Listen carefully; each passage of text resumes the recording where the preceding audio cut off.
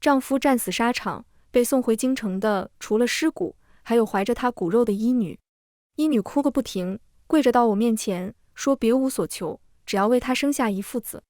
我掰开她的手笑笑，谁知道是不是将军的子嗣呢？笑容越过她，落到身后的虚影上，那是郭军的灵魂。大家好，欢迎收看皮皮听书。将军战死的消息传回来，整个将军府都乱了。消息传回的第10日，郭军的棺椁被送了回来。当朝讲究落叶归根，归来后，郭军的棺椁被安葬在祖地，而跟着郭军棺椁一起被送回来的，还有一个怀着孕的医女。她说她是郭军在边关纳的妾室，肚子里怀的是郭军的孩子。我扫了一眼素色衣裙的小姑娘，鬓边白菊，眉眼含愁，在白色衣裙下肚子的凸起已经很明显了，至少已经有了5个月的身孕。还没来得及说什么，原本卧病在床的老夫人跌跌撞撞赶来。君儿的孩子，她满眼含泪，就要去把医女扶起来。我挑眉，婆子很快把老夫人扶起来坐下。母亲，太医说过，你要当心，情绪起伏不能过大。捏着手帕在眼尾擦了擦。前几日若不是我求了娘家的帖子去请太医来，又备了百年人参、千载手乌，您哪里能这般？言辞恳切。余光扫了一眼围着看热闹的百姓，想来我的贤名要在京城里又传上一圈了。我上前把医女扶起来。姑娘这是做什么？真是叫人心怜，若是有什么难处，我定为你伸出援手。医女泪水滴答个不停，满脸泪痕拉着我的手，夫人，妾别无所求，只希望生下将军的一父子。我不解，偏头露出笑。姑娘这是什么意思？我夫君后院除我外就2个妾室，2人都在京城，你这腹中孩子当真是我家将军的？话落，我的视线落到了他身后的虚影上，是郭军，我的夫君。看来他死后灵魂连阎王爷也不要。我是京城1等1的贤妇，与夫君青梅竹马，感情恩爱，为夫君诞下1儿1女龙凤双胎，上孝敬婆母，下宽待妾室。京城里无人不知我的贤名，他们都说娶妻当娶罗家女。是以在我提出这1女肚子里并非是将军一父子的时候，周围看热闹的百姓没有一个提出异议的。毕竟谁不知晓，将军一颗心都在我这个夫人身上，从边关寄回来的信没有上千，也有几百了。若是真的在边关纳了妾室，肯定也会同我说的。而我向来善待郭军的妾室，又怎会容不下一个小小医女？医女呆愣在原地，她应该没有想到我会有这样的反应。而在她的身后，郭军的灵魂却已经忍不住走到了她的身前，面对着我滋滋开口：夫人，我知道是我对不起你，但以东是无辜的，他肚子里的孩子，我不是同你在信中说过吗？护着他的时候，郭军也格外认真，深邃的眉眼皱起来，双手张开挡在他的面前，好像和他站在对面的我是万恶不赦的恶人。但明明之前被他这样护住的人是我。我和郭军青梅竹马，他是将军嫡子，我是大理寺卿嫡女，我们的爹是好兄弟，自幼就定了娃娃亲，从小我们就知道彼此是这一生的伴侣。他最开始学会写的字就是我和他的名字，我刺绣做好的第1个香囊也眼巴巴地送到他面前。后来我还未及笄，北国使臣前来拜见天子。北国使臣传来的是和亲的约定，1位公主就能换来多年邦交稳定。皇上没有理由拒绝，但皇上仅有的2位公主都不愿意。北地荒凉寒冷，没有人会乐意去，是以公主的主意打到了一众朝臣之女身上。大公主一向不喜与我不和，撺掇贵妃向皇上提议由我带公主和亲，为2国邦交，为百姓大义。一座座大山压下来，我没有丝毫的喘息之力。是郭军顶着巨大压力主动找上皇上，从前朝和亲旧事讲到北国狼子野心，终于他争取到出兵北国以固江山的机会。那时候他一身铠甲挡到我面前：富儿，我定不会让你去和亲，你相信我，我能护住你。他实现了他的诺言，打得北国节节败退，和亲之事不了了之。少年将军凯旋而归，京城无数少女春心萌动，但他用军功换来了一纸赐婚，我和他的婚事就此板上钉钉。那时候我想，一个为了我能上战场斗敌军的人，怎么会变心呢？但这世界上大概没有完全的绝对和不可能，毕竟他变心了，而我如今竟然也能看到他死后那根本不可能看到的灵魂。面前的医女身形颤抖，叫人怜惜不已。一出戏唱的也差不多了，我挥手换了几个侍女上前来扶住她，将她安置下来。一路奔波辛苦，先住下来吧，这边我去换大夫帮你看看。他去了客院，我扶着老夫人就往他住的院子去。老夫人身体大半重量都靠了过来。君儿真的没同你说过这医女吗？这医女腹中的孩子真的不是君儿的吗？走进将军府，我将老夫人扶给身边服侍的婆子。娘，你若是不信，我可以将将军这段时日转回来的信全都送到您的院子里。我笑着，没有一点心虚。最后老夫人也没有让我将信拿过去。当然，我也并不会害怕她真的开口，毕竟那些信都是我亲手伪造的。为了维护自己的利益，我做了2件事。第一件是维持自己的贤德名声，第二件是营造郭君钟爱妻子的名声。前者让我无惧流言蜚语，毕竟我是贤妇；后者让我的孩子能得到最大的利益，毕竟一个被钟爱的妻子生下的孩子和一个被冷落的妻子生下的孩子分量也不相同。宠妾灭妻，以致嫡子嫡女反被庶子庶女欺压的人家也并非没有。这时候我就要感谢郭君前期做出的各种轰轰烈烈的举动。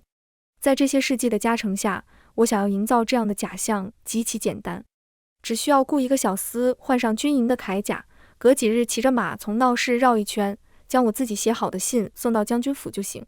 我以为郭君的灵魂会跟着那叫以东的医女去客院，但她却是跟着我回了主院。不说郭君出征多年，在郭君出征前，我们就已经经常争吵不断了。那时候我和他吵架的根源是现如今府上的妾室苏姨娘。苏姨娘是侍郎庶女，一场意外，郭君从闯进京城街巷的土匪手里将她救下。事后她在京城里放下话，这一生只愿嫁给郭君，哪怕是妾。对于她的死缠烂打，郭君很是厌烦。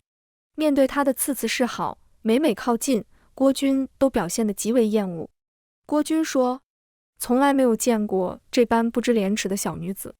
富儿，你要相信我，我一眼都没多看她。早知晓救下她会有这么多事情，我如何也不会救。可后来我生下双生龙凤胎，刚出月子，她就把她带到了我的面前。她说，如果不纳她入府，她就只能绞头发当姑子了。她不愿意一个女子陷入这样的困境。他们2人的熟人从只言片语里透出来。她性子刚烈，比不得你贴心，我自是更偏爱你的。不过是做个样子罢了，不如把东边的院子给他，他喜欢桃花。我知晓你最是贴心不过，他这人不讲道理，我会和他说清楚的。而我连他们什么时候关系更进一步都不知道。后来他那苏姨娘时，我顺手给他那了林姨娘。他和我闹脾气，日日去2个姨娘的院子，连同襁褓里的一双儿女也不曾来看过。那一段时间，府里都说我生了孩子又如何，还不是和将军相看两厌。遣散身边服侍的人，我坐到软榻上和他摊牌。你为何会来？好久，他终于意识到我能看到他，一时间竟有些激动。我想大概是死后成为灵魂后，就没法与人沟通交流了。富儿，你能看到我对不对？许久得不到回复，他坐到了凳子上，双手抱在头上，好久才再次开口，带着恳切。富儿，我知道是我对不住你，没能完成对你的诺言，但以东她是无辜的，她一个孤女无依无靠，现在还怀着我的孩子。富儿，你就让她在府里好不好？就当是一个没什么用的妾室，通房也行。瑞脑消金兽。屋内的熏香袅袅绕绕，我抬手扶了扶鬓边的白色绢花。我可没收到你的信，这人瞧着你死了，死无对证就找上门来，谁能知道这孩子是不是你的？若是让人混淆你郭家血脉，我以后如何同祖宗交代？和他说了一句，我就不再开口了。当看不到他，我对他说的话和动作都视若无睹。被人无视的滋味，他也应该尝尝。睡前，我听到他在榻边的呢喃，难道刚刚是幻觉？他也看不到我，听不到我的声音。一夜相梦，醒来时，郭军的灵魂已然不见。等到林姨娘和苏姨娘来主院请安时，我看到了跟在苏姨娘身后的他，他身上依旧是那一身铠甲，跟在苏姨娘身后亦步亦趋。刚请安完坐下，苏姨娘就开始嘤嘤哭泣，手上捏着的素白纱绢在眼圈擦了擦。夫人，能否让我们也去祭拜一下将军？她的声音哀婉，瞧着着实叫人怜惜。坐在她身侧的郭军很是感动，想要伸手去给苏姨娘擦擦眼泪，但手却在苏姨娘说出下一句话的时候顿住了。毕竟我的琪儿也该见见他爹。琪儿全名郭兆琪，是郭军离京后9个月生下的孩子。可是郭军离京前的2月，郭军不是在军营训练士兵，就是在书房研究兵法，偶尔去姨娘院子，也是去的林姨娘的院子。这也就意味着这个孩子根本不可能是郭军的。我的目光扫过他一圈。当时苏姨娘生孩子之后，我和郭军写了封信过去，但等了许久都没等到他的回信。再次收到他信的时候，就是他写着自己被一医女所救，想要那医女为妾室。别人不知道，难不成他郭军还不知道他和苏姨娘有没有孩子吗？郭军脸色变了，一下站起身往林姨娘那边靠。林姨娘一向看不得苏姨娘惺惺作态的模样，什么见见他爹，骗骗别人也就算了，可别把自己也骗了。也就是主母仁慈，不然你早该被进猪笼了。苏姨娘被气得脸上红一块子一块，直直看过来和我对视。夫人，林姨娘这是恶意污蔑，妾一向对将军情深，又怎么会做出这等事情？他俩的事情我一向不爱掺和，摆了摆手。后日一起去华安寺为将军祈福，聊表心意。苏姨娘挂牵将军，可提前写上一些往生经。虽然脸色变了，但离开的时候，郭军还是跟在了苏姨娘的身后。只是离开正院前，他深深回过头看了我一眼，或许是想要再次验证我能否瞧见他，但我怎么会干预？夜里，苏姨娘院子里传来了声响，拢了件披风在身上，我被侍女扶着起身。去看看吧。花园的路被清亮的月光照得清晰。赶到苏姨娘院子的时候，住得更近的林姨娘早已到了。瞧见我过来，林姨娘上前和我说现在的情况。苏姨娘今夜喝了酒，换了府衣来，这不就滚上了床，被下人发现了。林姨娘瞧着心情不错，我往里看了看，看到了脸上还是一团酡红的苏姨娘，人还没彻底清醒。苏姨娘嘴里说着什么，一边往府医身上贴，而府医对待苏姨娘的熟忍叫人难以忽略。而郭军，他已经气得飘到了半空，他嘶吼，他愤怒，他尖叫，但一切都被所有人忽视，就好像好多年前我抱着孩子和他吵，和他生气说不允许他那苏姨娘进府时候一样。那时候他说我是疯婆子，而现在他成了第2个疯婆子。这边的动静惊动了老夫人，很快老夫人身边的嬷嬷来打探消息了。现如今郭军已经死了，我自然没有帮着隐瞒的理由，原模原样和嬷嬷说了。嬷嬷的视线在屋内看了看，又落到我身上，意思很明显，她怀疑是我动的手，或者说老夫人怀疑是我动的手。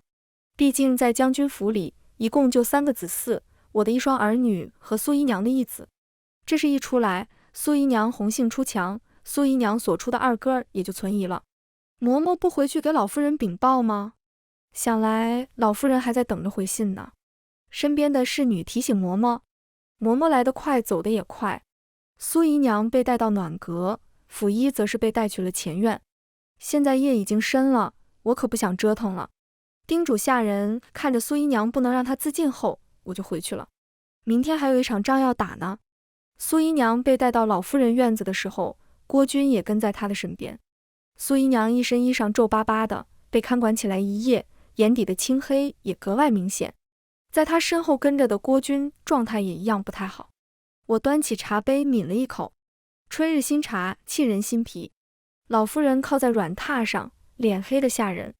苏氏，你可有什么要辩驳的？身为母亲，在接受儿子逝世后，又知道儿子妾室越强，甚至自己原本宠爱的小孙儿都不一定是自己的亲孙。想到这些，老夫人的呼吸都急促了几分。苏姨娘哭哭啼啼，只说着自己是被冤枉的。我挑眉，苏姨娘觉得你是被谁冤枉的呢？将军府就这么几个人？好似大梦初醒，我伸手指了指自己。苏姨娘不会说的是我吧？我又看看老夫人，因为情绪浓得化不开，她脸上的皱纹都深了不少。视线里，郭军的灵魂也走过来，一下下打量着。富儿，你难道真的这么恶毒，居然用女子的闺玉去陷害苏氏？在他送回来的书信里，他可是一口一句轻轻唤着苏姨娘的。他的视线没有实质，但叫人恶心。我拍拍手，示意小厮把府医带进来。因着这是突然，昨夜我也知道母亲怀疑是我动手，所以便匆匆安排人去查了查。我可不是那等没有依据就空口白牙攀咬他人的。来人，给老夫人讲讲我们这位府医与苏姨娘的故事。我往后靠，双手环胸，等着看好戏。我的话语里讥诮明显，老夫人扫过来的余光里带着恼羞成怒。可那又能怎么样？出来的小厮口齿伶俐，很快就将故事讲清了。说白了就是郭军经常不在家，这女子深闺寂寞，又遇到无论是外形还是谈吐都不错的府医，这一回生二回熟，三回就闹到床上去了。我看看那还跪在地上的府医，可属实。郭军几步就走到了两人面前，死死盯着，生怕自己错过任何一个表情。毕竟在他的视角里，苏姨娘对他情根深重，非他不嫁的。但府医的那一句属实，彻底打消了他所以为的一切。我偏头去看老夫人，母亲，这事情闹的事关二哥，我这也不好插手了，不如就劳烦母亲来看看怎么处理好。从老夫人院子里出来，郭军也摇摇晃晃跟着出来了，一步步走在回廊上，我都能听到他的呢喃。苏氏那般依赖于我，又非我不嫁，怎么会红杏出墙呢？可他又怎么会知道，这位在他口里性子爽朗，一心依赖他的女子会有其他的心思呢？当初他那苏姨娘入府后，多次交代要我善待这个可怜的女子，可他不知，这个可怜的女子在请安的第一天就将我的主院闹得天翻地覆。不仅如此，还跑到他面前去告状，说我故意针对他，用滚烫的茶水烫他的手。当时他为苏姨娘来找我质问时，我解释过，但他不信任我这个从小和他一起长大的妻子，只信他嘴里这个爽朗又可怜的苏姨娘。一路回了主院，罗嬷嬷上前给我按摩额角。这段时日或许是事情太多，额角太阳穴的位置总是会时不时的疼。夫人，这二哥。我嗤笑，二哥当然不是他郭军的子嗣，不仅二哥不是，那位叫以东的医女腹中的也不是。要问，那就是他早早就被我下了绝嗣的药。什么时候决定给他下绝嗣的药呢？那又要说到郭军为我而出征这事了。若不是去给他送汤，听到他和幕僚的话，我真的会傻傻相信一辈子。将军果然英明，若不是前几年以和亲之事为切入点，说动皇上出兵，现如今如何能掌实权握兵权？就是将军当时着实有些冒险了，若是让皇上稍微察觉您的真实想法，怕是不仅是郭家，连夫人罗家都会被问责。那天晚上回去，我一个人在院子里枯坐到了天明，心里的战争打得翻天覆地。一方面我确定因为他为我出征，得到了不用带公主和亲的结果，另一方面我又对于他对我的利用深恶痛绝。为什么要听到这个呢？后来我怀孕生子，苏姨娘、林姨娘入府，苏姨娘大闹主院，几番闹下来，恩情、感情和维护自己利益的心斗争里，维护自己利益的心成功占据首位。一次中秋家宴，我抖着手敬了他一杯酒，他怀抱娇娘喝得爽快，对我的大度很是满意。就是那一杯酒断了他在当父亲的可能，他有我生下的拔和卓儿这一双儿女就够了。跟着我回到主院的郭军并没有在主院探听到什么话，没待一会儿就离开了。用晚膳时候，在书院跟着夫子念书的拔和卓儿回来了，因着在书院，也是回来两人才知道父亲战死的事情。他俩手牵着手跟着嬷嬷到我面前，对视好久才一左一右围在我身边。娘，你不要伤心，爹，但还有我们呢。主儿拉着我的手就摇摇晃晃着撒娇。为了演好戏，在这一双儿女面前，我也兢兢业业扮演着和郭军的恩爱戏码。拍了拍主儿的小脸，我抬头扫了一眼郭军离开的方向，真是好笑。归来几日，郭军竟然没有表露出一丝找寻一双儿女的心思。郭军入葬的第7日，我带着把竹儿、老夫人、林姨娘和以东，浩浩荡荡从将军府出发去郊外的寺庙为郭军点灯祈福。上马车前，我在以东身边看到了郭军，他跟在他身边，哪怕是根本碰不到实体，但还是小心翼翼地想要护着他。扫过一眼，我就没有再看下去的心思了，因为太蠢了，蠢到现在都死了，也看清了苏姨娘的假面，却还是会轻易相信女人。行到一半，老夫人有些受不了，就在树荫下休息片刻。把竹儿从马车上跳下来，围到老夫人身边。我坐在一边，看着这一幕不作声。在另外一边，嘘嘘扶着以东下马车的郭军也看到了，他似乎是愣在原地许久，才反应过来把儿和竹儿的身份。他往前2步，却又停在不远处。居然这么大了吗？他就这样远远看着，我当没看见，安排下人将带的一些水果和糕点摆出来。好在今天太阳不大，就当出来郊游了。我坐在树荫下没怎么开口，但那一女却是一步步走过来，到了我和老夫人中间。这几日她在府里应该过得不错，脸上的气色好了些。一过来她就想跪下，我让侍女赶紧扶住她。姑娘，这是何意？我是想着你同将军一起回到京城，也算是同城的交情，这才在出门为将军祈福诵经时带上你一起。但你这一见到人就下跪的习惯得改改，知道的是你感念将军府的恩，不知道的还以为是我将军府欺负人呢。以东脸上红了又红，但还是挣脱被扶住的手，跪到老夫人面前。老夫人明鉴，妾确实是将军在边疆纳的妾室。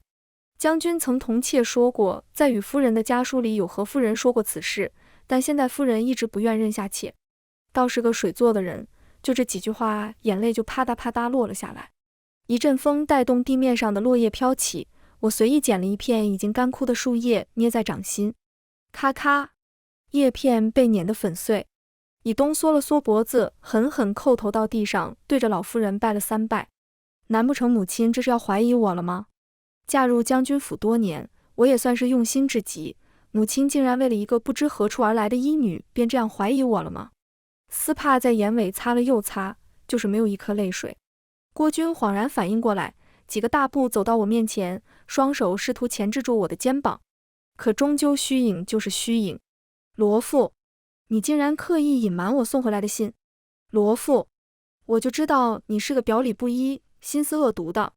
青青肯定是被你陷害的，肯定是你恶意让溥仪去欺辱于他，似乎是找到了我的破绽，他就可以站在道德制高点审判我一样。他少见的激动到几乎癫狂。老夫人叹息，但也没有法子，只是让人把以东扶了起来。这事儿以后再说。从寺庙回来，将军府里陷入了久违的宁静，但我知道这样的宁静不会持续多久。老夫人一直对我不满意，毕竟当初郭军为我出征，可以算是在这位母亲心上留下了阴影。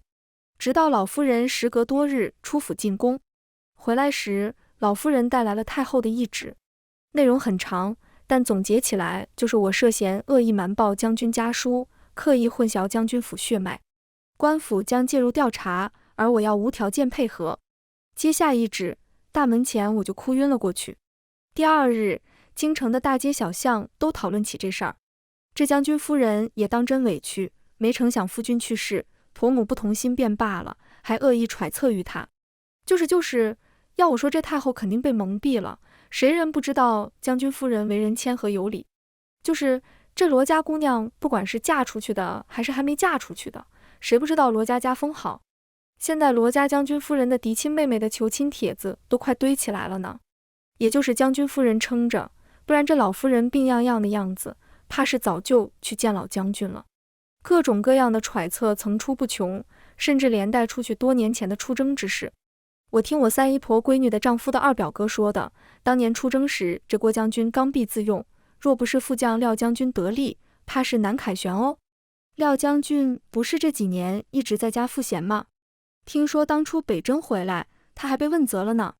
传着传着，各种传言的重点已经彻底变了样。我爹是原本的大理寺卿，虽然已经不在大理寺任职，但多少还有些人脉。老夫人也想到了这一点，特意建议将调查这事儿交给军中。毕竟郭军也算是为国捐躯。军里的人浩浩荡荡来将军府的时候，我安排下人客客气气地将人接进来。一路到前院，我将自己手里的所有书信一一摊开，从陈旧到崭新，从泛黄到平整，我态度极其配合。饶是军中派来调查找茬的小将军也愣了一会儿，跟着来的还有善于核对字迹的人。夫人可否写上几个字？我的目光扫过一旁的老夫人和站在暗处的郭军，拿起毛笔，我对着一封信抄写了一遍。可原版字迹飞扬，桀骜不驯，抄写版却规整秀气，笔迹娟雅。那人拿着2封信看了许久，终究是摇摇头。不可能。郭军恨不得再凑近一些。别人不知道他还不知道吗？这些所谓他写的信，他就根本没写过。我哀婉叹息，脸侧到一旁，怎么都不愿开口。那小将有些脸红，走到我面前，夫人莫要多想，我们定会好好查明，绝不叫这等恶名就这样落在夫人身上。小将的手上青筋明显，作揖时露出红透的耳尖。原本还对着信发怒的郭军又凑过来，你这是干什么？不知道他已经有丈夫了吗？他站在我面前，好似想要将我挡在身后。我不管他，对着这小将扶起来。小将带着人到处搜查线索，我坐到了老夫人身边，端起茶杯给老夫人倒了一杯茶递了过去。母亲这般看我，当真是叫人心寒。老夫人紧紧抿着唇，硬是不予理睬于我，就好像当初刚出月子时一样。那时候我刚出月子，因为一双儿女的事情和老夫人闹得沸沸扬扬。老夫人想要将宝儿和卓儿都带到院里抚养，我说什么都不干。费尽9牛2虎之力才生下的孩子，自然不会交到待我本就有偏见的人手里。就是这个时候，郭军带了苏姨娘回来，我整夜的哭，甚至到老夫人院子里求助。老夫人只是不说话，就冷冷淡淡看过来。我到前院里想要质问郭军，郭军也无视于我，哪怕是我当他面以死相逼，他都一样不理不睬。那段时间，整个将军府里，除了主院的人，都没有人理我。这样的无视几乎将我逼疯。现在同样的沉默，快要疯掉的却是另外一个人。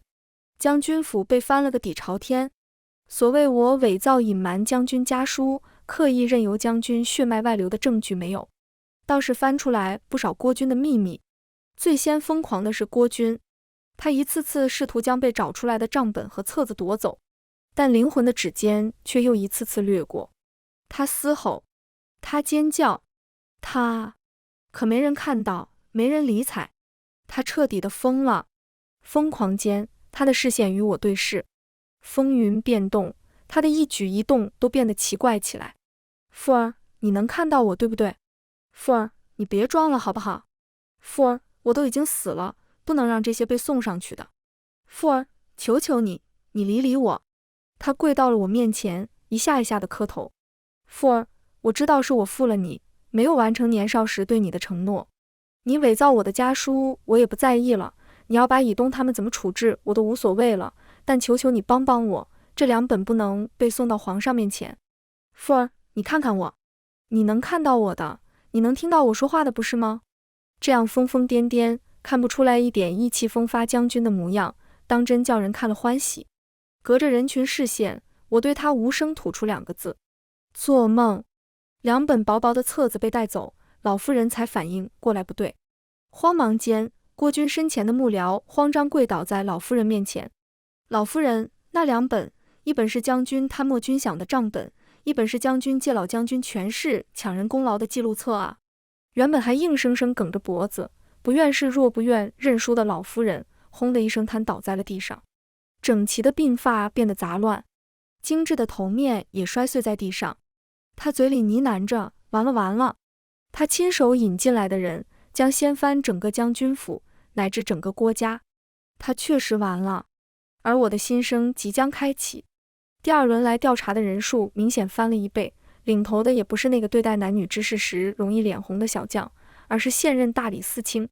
他们摸清了将军府里的每一处地方。大理寺卿带着人搜查到主院时，同我透露了1、2分，这件事情后续定然会掀起轩然大波。他说如果有需要帮助，可以和他联系。他是爹的学生，简在地心。我摇头，不想牵连更多的人。谢谢大人，不过我自有准备。这一群人离开后，将军府就被监管了起来，里3层外3层被围得严严实实。在客院里又战战兢兢住了半月的以东，又一次跑到了老夫人的院子里。我赶到的时候，老夫人已经将一整套甜白釉茶具先翻到了地上。母亲怎么这样生气？我扫了一圈，在屋里看到了预料中的所有人，除了老夫人和以东，还有站在一边沉默着的郭君和静静看好戏的林姨娘。老夫人颤抖着指尖指过来，你这个毒妇！我不解。母亲这话说的，我何时是个毒妇了？我早早就告诉了你，她肚子里的孩子不是将军的，现在您来怪我是毒妇。当时特意进宫去讨来1份懿旨的，可是您啊，母亲，这也能怪我是毒妇吗？我就这样看着她，可她却好像承受不住了一样，哭天抢地，差点昏厥过去。吓得一旁的几个嬷嬷赶紧都围了过去。原本一直沉默在一边的郭君也走了过来。妇儿，我知晓都是我的错，你也能听到我的话，看到我求求你，你就放过娘好不好？现在我在世的亲人，除了你和1双儿女，就只有娘了，她年龄大了。我知道我对不起你，但是我知道你有办法的。岳丈虽然没有在任职，但在朝堂上影响力还在，你去求求他，我已经死了，定然还是能保下你们的。他竟然哭了出来，只是灵魂还能哭吗？我笑笑没有理他，只从侍女手里拿过来被锦布包裹起来保存得极好的一个信封。我将信封打开，递给老夫人。今日是将军逝世后7期49日，我也不好再瞒着母亲了。我也没想到，我在京城里为将军尽心尽力维护着将军府，但将军却会在出征前给我送来这一封休书。用帕子擦了擦眼睛，将眼周擦出红晕后，我才再次眨眨眼和老夫人对视。原本还在哀求我求求爹救下将军府其他人的郭君，也似如梦初醒般，他自己都忘了在出征前写给我的最后一封信是休书。我伪造了很多他的信，但这一封是真的。我将手里的信展开拿到老夫人面前，给她看。休书2个字极其显眼。老夫人呆愣在原地，没有一点声响了。过了好久，老夫人指向以东，这信真的是将军写的吗？以东很想摇头，但这确实是郭君写的，甚至还是郭君在他的撺掇下写的。起因不过是我在送去边疆的信里同他说了，就算是那以东为妾，也最多只能是良妾，称不上贵妾。而后以东就撺掇郭君写下了这一封休书。他们都以为我会在收到信的第一时间就烧掉这一封信，会假装没有收到这一封信。但这一封信被我保存得极好。母亲，哦不，老夫人，这一封休书在被从边疆送回来之后，我就送到了官府。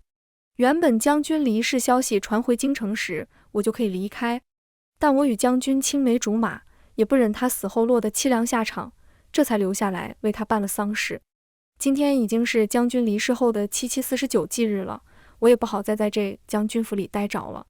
老夫人日后可要好好照顾自己，若是老夫人确实喜欢以东和以东腹中孩子可以代将军将他纳为妾室，想来以东姑娘对将军一往情深，并不会拒绝的。